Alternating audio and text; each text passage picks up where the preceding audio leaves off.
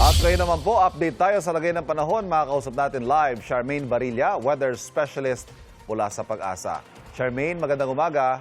Yes po, magandang umaga din po sa inyo, maging sa ating mga tagapakinig. Charmaine, lumakas ba ang habagat?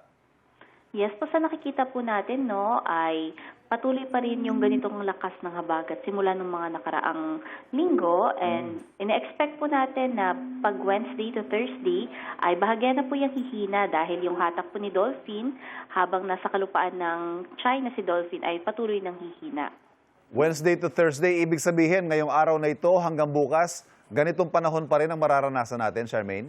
Yes po, tama po kayo, no? Although by tomorrow, nag-expect na po tayo yung simula ng bahagyang pagkonti ng ating mga pag-ulan o paghina ng ating mga pag-ulan, though magiging makulimlim pa rin sa malaking bahagi ng Luzon. Pakidetalye lamang para sa kapakanan ng mga kapuso natin, saang lugar ba nagpapaulan ng habagat ngayon?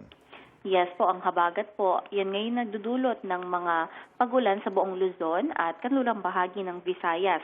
Pero yung mga areas na kung saan makararanas ng pinakamalalakas mga pagulan, dito sa may bahagi ng Benguet kung saan naabot ng more than 200 millimeters at 100 to 200 millimeters naman Zambales, Bataan at Occidental Mindoro. So yung mga areas po na yan, yung makararanas ng posibleng malawakang pagbaha at pagguho ng lupa. Samantala, 50 to 100 millimeters naman yung asahan sa buong Ilocos Region, malaking bahagi ng Cordillera Central Luzon at Calabarzon kasama ang Oriental Mindoro. Magpapatuloy pa po yan sa mga susunod na 2 hanggang 3 araw, especially sa may western section ng Luzon. Yung Tropical Storm Pelo, bagamat nasa labas ng PAR, ano bang nagiging epekto nito sa lagay ng panahon natin, lalo na sa habagat? Yes po, sa kasalukuyan po, no, wala pa naman po itong direktang epekto sa limang bahagi ng ating bansa. Ngunit once po na mawala na itong si Bagyong Dolphin, posible na sa mga susunod na araw ay ito po yung magtutuloy ng paghuhatak ng ating habagat. Kaya naman, although makakapahinga po tayo bahagya ng Wednesday, Thursday, posible po uli na lumakas yung habagat at umabot uli sa may bahagi ng Northern Luzon. So ito po yung maghahatak banda dito sa may norte ng habagat. At kung ganun po mangyayari, inaasahan ba natin na tataas ang antas ng ating mga dam?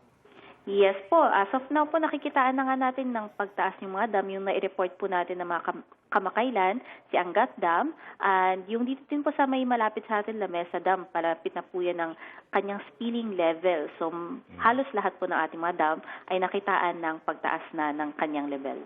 Nako mga kapuso, iba yung pag-iingat po.